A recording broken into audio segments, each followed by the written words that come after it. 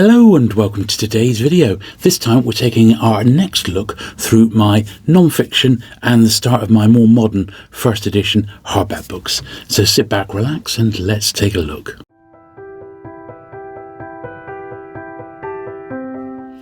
Okay then, so we're starting off with this one, which is called Factfulness. Now, not a collectible book or anything like that, but it was actually as a recommended read by none other than Bill Gates. It was pre-pandemic, so let's actually see when this was published. 2018, yeah. And it was just before the pandemic came out, and it was just sort of looking at different sorts of levels of, well, poverty, really, and how he had some ideas about how that could be combated. Unfortunately, post-pandemic or post-COVID, a lot of what was in here doesn't really apply. The rules have changed so much, but it's still quite an interesting book and one that I probably will go back to in time, in all honesty. But I bought this one from you. It is an interesting book. I've lent it out to a couple of people as well. And I noticed the spine ever so slightly faded. Might be because of this bright orange. It's a bit like red-coloured books. They are more susceptible to some fading than some other colours. So pop that one over there. Now, this next one I actually got last year. It's actually a terrific read. It's how the Godfather finally made it to screen. And the actual story, at least Al Rudy, who was the producer, his story about how The Godfather came about has been sort of dramatised as a docudrama called The Offer, and it's like a 10-part series on Paramount, and that's a really recommended series. That one is great. So as to this one, I read it once, and it's part of my Godfather library. So a good one, that. And this next one's an ancient one. I've had this since I was a teenager. It's well, it doesn't look a lot. It's in a bit of a state, isn't it? Myths and Legends of Ancient Egypt. Well, we'll have a look through. It's certainly a bit dusty and a bit horrible, but I'm also loath to get rid of it. I don't think it's massively old, in all honesty, but let's take a look here. No idea when it was published. As you can see, it's a bit of a dog. So it's a Harrop, so my guess, looking at this, is perhaps 1920s.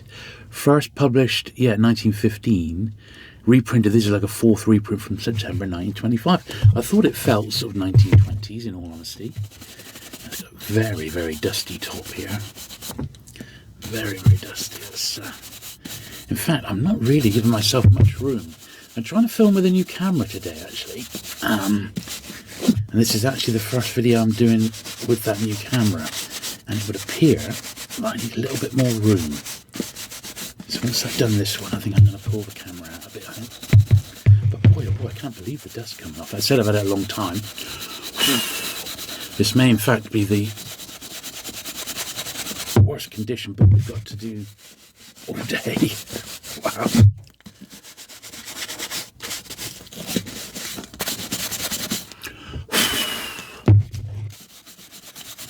Well, that's probably 100 years worth of dust we've got off there.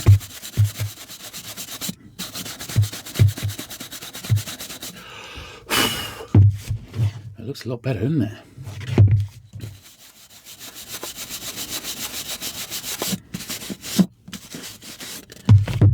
Okay. Wow.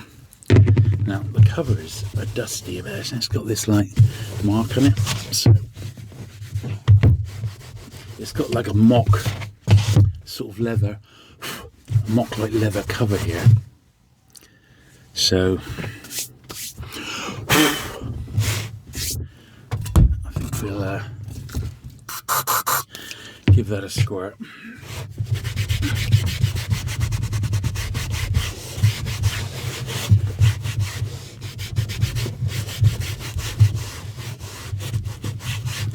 I mean, honestly, it wouldn't. This is the sort of book that is old but not worth anything. So, age doesn't necessarily mean collectability in the world of books, as I'm sure you're aware. But it's just one I've had for years, and I am interested in the subject matter. But yeah, it's one of those ones. It's just got that. The boards have been sort of ingrained, but there we are. That's as good as it's going to get, I think, that one. Right, let's pull the camera back out a bit, I think. Since we're going to clean these as we go along, I'm going to give Old Factfulness a polish as well. I said I've lent it out to a few people, and they've all enjoyed it. It's a really, really sort of interesting book, you know. But I said I'm not 100% sure just quite how valid it is now. The author died just after after it became a bit of a success, and well, it's an interesting book all the same. But yeah, I think it's probably best if we do these as we go along.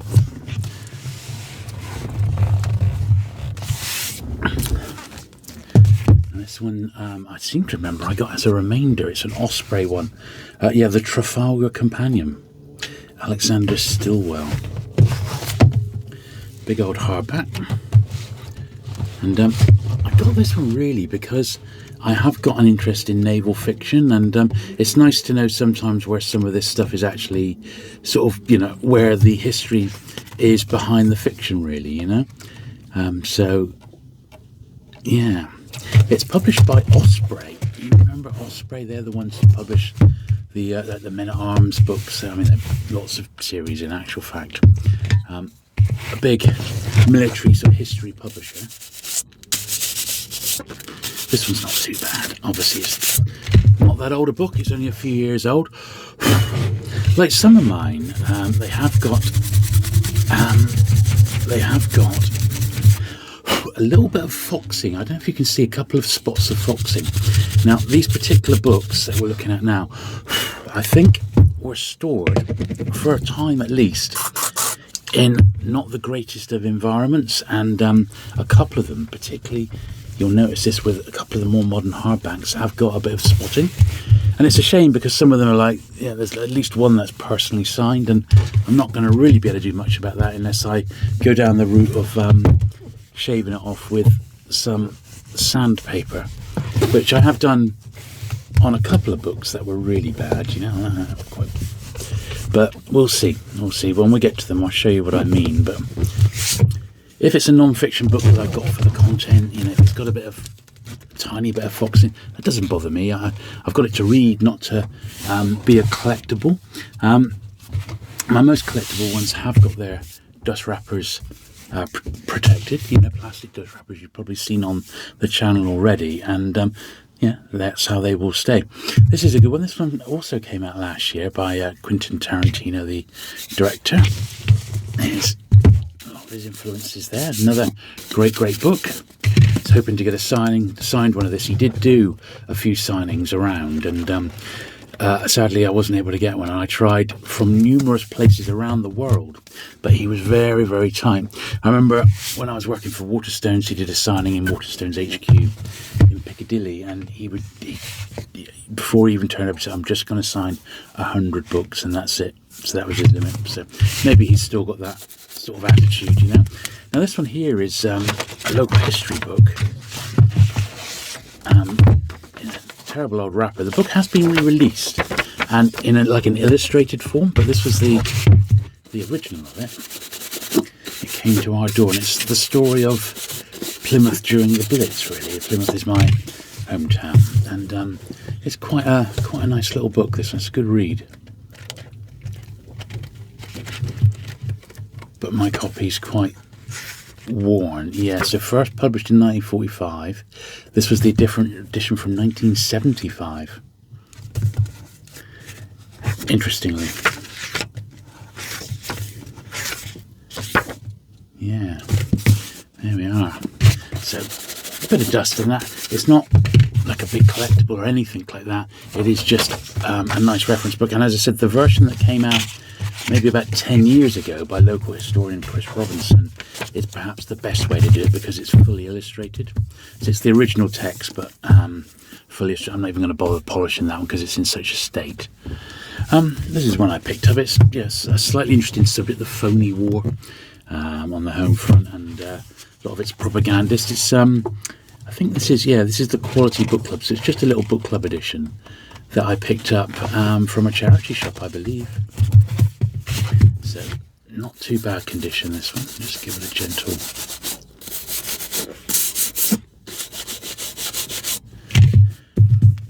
Even a true first to that wouldn't be big money or anything like that. Now here's another one which I believe was remaindered. It's Look at Cochrane, or one I bought in the sale, something like that. Some people say this is what Hornblower was based on. A big smudge on the side there. As I said, it was only a sale book. It's okay inside. Once again, bought for the content rather than anything else. So I could put some sandpaper along that. We'll give it a rub just to see if that does do anything to it. Might fade it a little bit, but I'm not expecting much.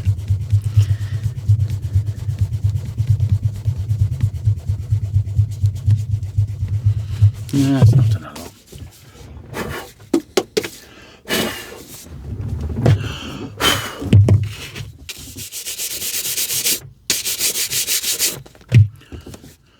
The only way to really get in there is get some sandpaper on it, which, you know, I'm not too fussed about that, to be honest. As I said, the book is there for the content rather than collectability, which isn't the case for all the books we're going to see today. But this is another one which is just an interesting sort of wartime title. They spied on England. German Secret Service War General Lacehausen. This is another one I think I picked up in the charity shop. It's Oddham's, which once again is another British book club label, Oddham's, or cheap label, shall we say, you know. So we'll put that dust wrapper to one side so we can give the book a proper dust.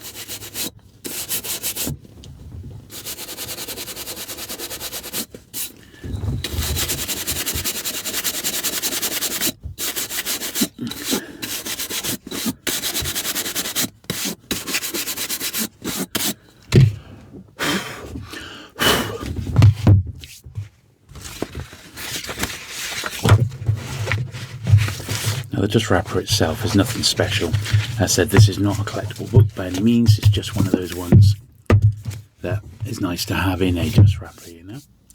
Okay, I've changed the camera angle yet again because it was just feeling a bit too awkward the way I had it. As I said, it's a bit of an experiment, this one, but I did want to get a brand new video out to you today because last week, you might remember, it was a bit of a compilation of a recent cleaning video. I've been away at the Comic-Con and I have done that video now and it's all up. It'll be live on the day after you see this one. So this was good. This was the sequel to Band of Brothers. So it's the War Memoirs of Dick Winters. There he is. And this is what happened after the end of the First World War, basically. So I think you'll, if you've never read that, it's definitely worth another look. I can tell you that, particularly if you're a fan of the TV show. I don't think it was ever published in the UK for some unknown reason, so I had to import that one from the States.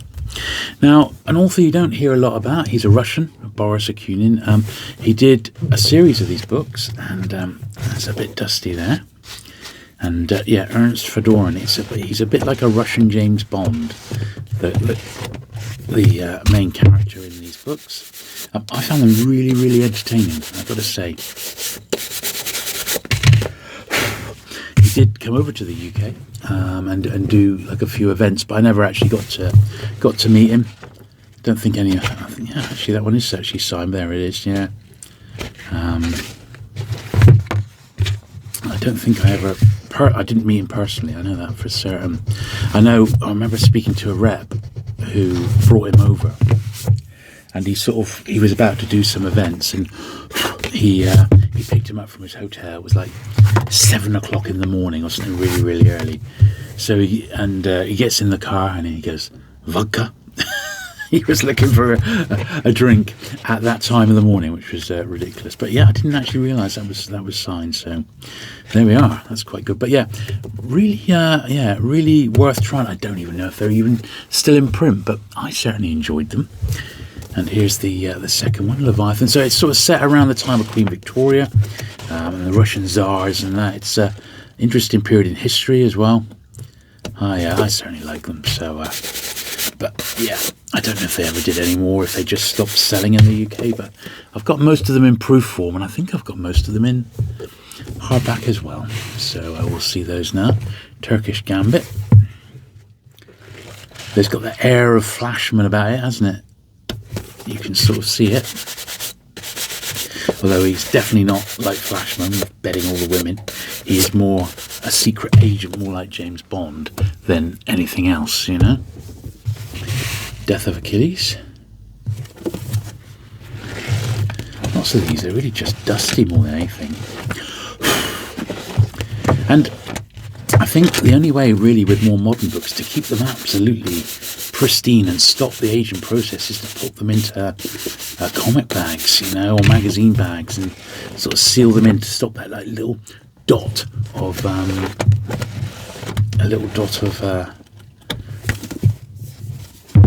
like foxing creeping in, you know. That's maybe the only way, but I'm very, very loath to do that, in all honesty. I just will get to my library and I'm just going to have it as clean as I possibly can. And obviously very, very dry. And this, I think, I have a feeling this was the last one, the State Councillor. Yeah, looking on the back, it says the Ernst Fedoran books have sold over 8 million copies in Russia alone.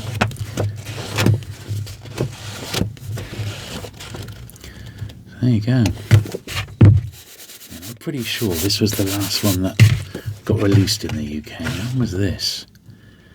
2008. Well, there we are. So amazing. And none of those needed a polish. They were all absolutely fine. So that is actually the first stack of 2 stacks. So once again, it's not going to be a massively long video because they don't need that much work doing to them. You know, it's just, as I said, I'm going around the collection in logical order as best I can, and you know, eventually we'll just be left with a lot of paperbacks, so Penguin Pan and Pelicans and what have you. But until we get to that time, we shall just keep working through these. So the books that we just saw in proof form, these are the actual released hardbacks now. So these are just the British firsts, and on the whole they should be alright, but once again a little bit of foxing has crept in. And yes, I could get a bit of sandpaper on there possibly and clean it up, but I'm not going to bother.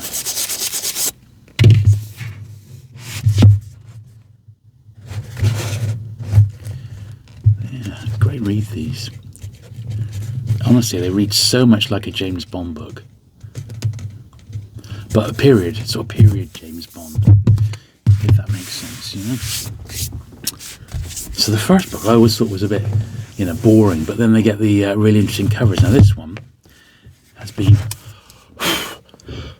on the top, and it's got really, really dusty. So let's, unfortunately, it's been sort of on the top of a stack. This is another reason why I need to get these cleaned. But these particular books are in the office, and during the summer my wife will be working in there, and she'll have the windows open, and you know, it's not hermetically sealed, so bits of dust, it's just going to come in, and it's in the atmosphere, you know. So it is one of those things, you know.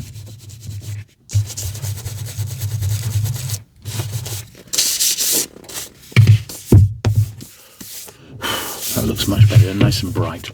I think they're all okay underneath. Just as I said, some of them have got the little hint of spotting, like this one. This is actually worse than the other one, I think. But let's.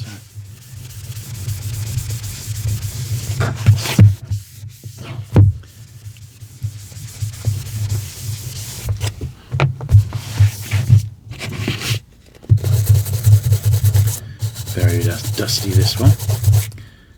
Well, that's cleared it up a bit. You can see this is spotted, but I mean, it's It's not like these are big money or anything like that. You'd probably get these for less than £10 each, even in first edition, I would imagine.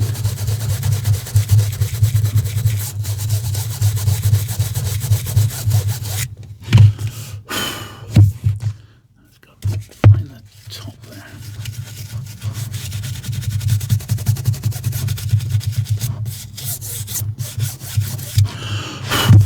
So I went to the Comic-Con with my son Sam. It was I've honestly never seen anything quite like it. It really was quite something. And I reckon probably easily 2/3 of the, I think about 30,000 people who attended, maybe more than that.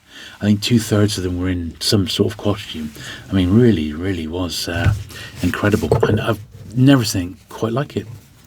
And I've been to a lot of conventions over the years, including a lot of like cult TV sort of conventions where you traditionally get people dressed up like Star Trek conventions or Doctor Who conventions, but it was just, I think it was probably because it was Comic-Con, there was a lot more sort of comic book related ones, but I mean, there were people there from everything, whole families going up dressed as Batman. There was like Scooby-Doo gangs. There was one, it was like six guys all dressed up as different incarnations of Spider-Man. That was particularly good. There was like Daleks there. I mean, it really was quite something, it really was. Quite an experience. And Sam's first time he's ever been to something like that, and I think he was particularly impressed. So that video, as I said, is going out tomorrow. If you're watching this on the day of release, it'll be over on my main channel tomorrow, and it was quite an event, shall we say. Right, here's another one. This is the Coronation. Did I have this one? Yeah, I didn't. This is the last one I've got, but I didn't have this one in a proof form, so there we are. Maybe this was the last one then. 1, 2, 3, 4, 5, 6, 7. Yeah, this must have been the last one, 2009. Well, at least it's the last one I've got. So the wrapper's been quite nicely protected. So, yeah, I haven't got a proof of this one, but it looks like I haven't got I haven't got the State Councillor in a regular hardback. So there you go.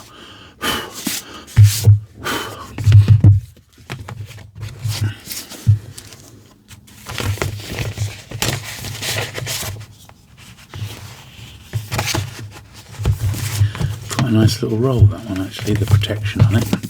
It's not a broad art, but it's sort of similar, The thing is with these, they do, I think over time, they do tend to age a bit, which is not great, but it is what it is. Right, a few from author I very much do like, and that's Iain Banks. I got to do an event with him once, and he was the nicest guy in the world. It was an event that I put on, and had to pick him up from his hotel, I remember, which was fairly near the bookshop, and we walked down. It was all very good, and he was the nicest guy. And I did for a long time think I'm just going to try and collect him, but I just really haven't quite got round to it, That one's signed there, the business. It's not too difficult to collect signed because he used to do a lot of events, so there's signed copies of all his stuff out there. I have got the Wasp Factory, but it's not a signed one, and that's with my rarer first editions, which have already been cleaned on this channel. But these are just sort of kept in the more modern books, I'll give this one a polish as well. Yeah, the last book I think that he wrote, a fiction book, was called The Steep Approach to Garbrodell, and that was the book that I got him down to do a signing for. And it's a really, although I haven't got a copy here for whatever reason, it's a really interesting read. It's about, basically, if you can imagine the game Trivial Pursuit, it's about the family who created this game very much like Trivial Pursuit, and I enjoyed it because he'd obviously done research into like different editions of something like Trivial Pursuit, and like all the like deluxe editions and things like that. And it's a good little story. There's a little bit of succession in there as well, with like a family business. It was good. It was good. This is one of his Iain Banks ones, which is the science fiction ones. And once again, although I don't like them all, there's a few like Fierce and Engine I really cannot stick, in actual fact. Generally the science fiction is pretty good. It really is. Let's get the price in here. But I remember some of the early ones got offered to me, and they were a good price. Much cheaper than you tend to see them around online. And I didn't buy them, and I sort of regret that now. And consequently, I think that's probably the reason why. Even though his fiction books are pretty easy to get, I could get a run of those together. The science fiction, I think, is much harder, and I think probably more collectible as well. But yeah, when we had him at my event, the one that I organised, we did it with a whiskey tasting session as well, because one of the books he wrote was called Raw Spirit, which was a book of Highland whiskies, which is one of his passions. And his other great thing that he would do after an event, once the event had been done, because he did a reading, then he did a signing, and it was a really, really good and popular event. Once we all shut up, he said, right, let's all get a curry. And he treated us to a curry, which was really good of him. And we sort of suspected he was going to do that, because he was known to do that, because he was a good egg. And that's all there is to it. So he was a nice guy. And this was, I think this may have been the last one that he ever wrote, which was called Matter. It was one of the science fiction ones. And at the time, I was working for Waterstones, and we got a...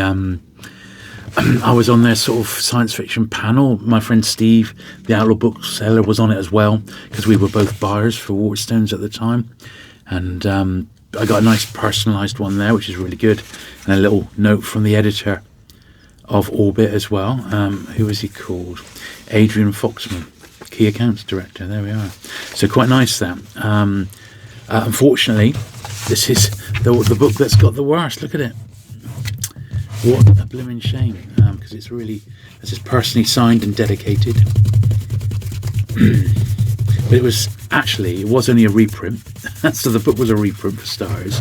This was a third printing or second printing they sent us, not a first. It was just a little thank you.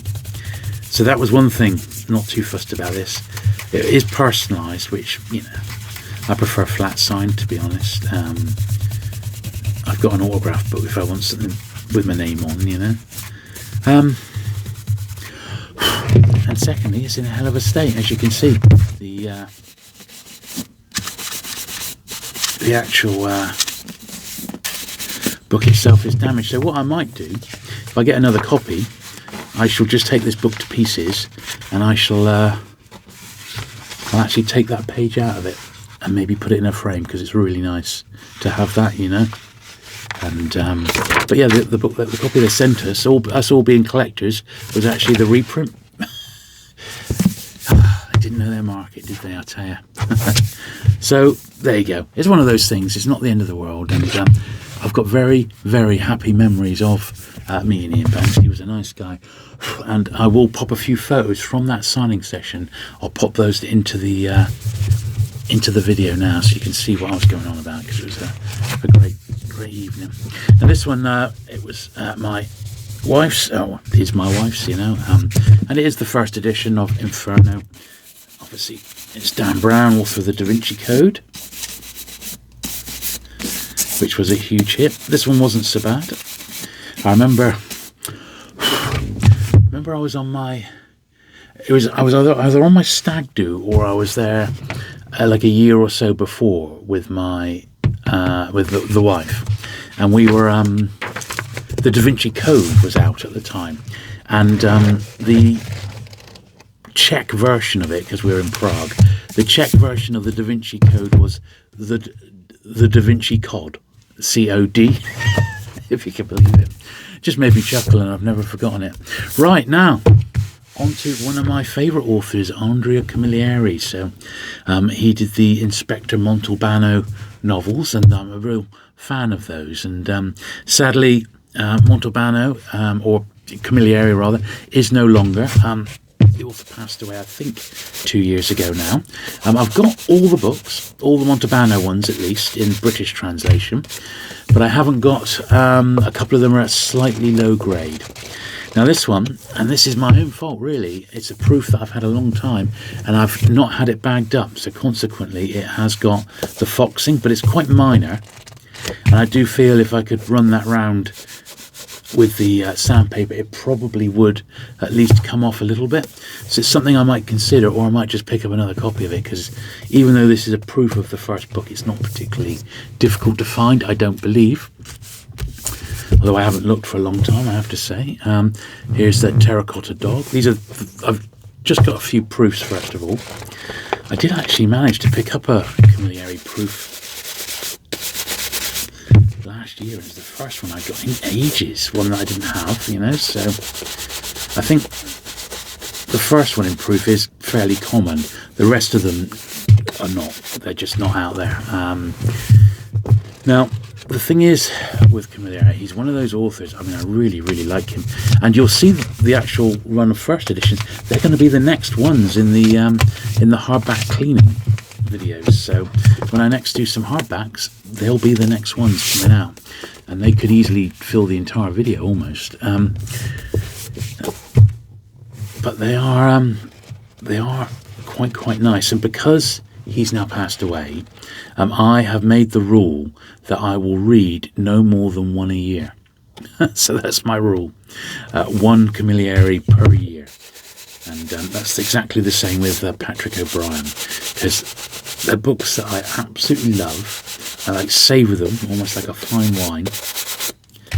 And yeah, I just think they're lovely. So that's quite a nice one, Voice of the Violent. Now this one I actually got from a workmate of mine, so it's not as mint as I would like, but it's still very, very scarce. They just don't seem to turn up. And this is Excursion to Tindari. I think with Camilleri I've read the first dozen now, so I've only got about 10 to go, but I'll probably have a splurge and do the whole lot in a year or something, and that'll be that. I will do on the other channel, I'm going to try and do an author focused video on it, because I covered the first sort of 10 books, but that was a long time ago, so I'm quite tempted to go back and do the whole lot now that he's passed away. Yeah, so this was the proof of the 5th book.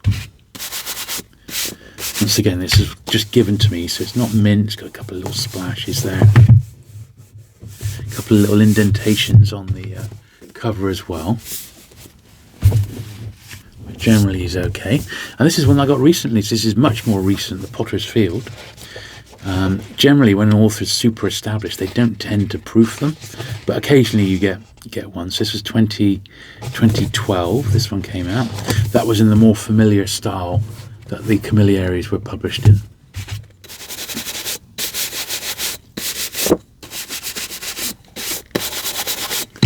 And the last one we got today, as I said, I filled up 2 boxes, was this, which is the first Camilleri, but in the first edition hardback, before the familiar sort of format. So this one isn't too bad condition. It's got a little spot there, but nothing too major.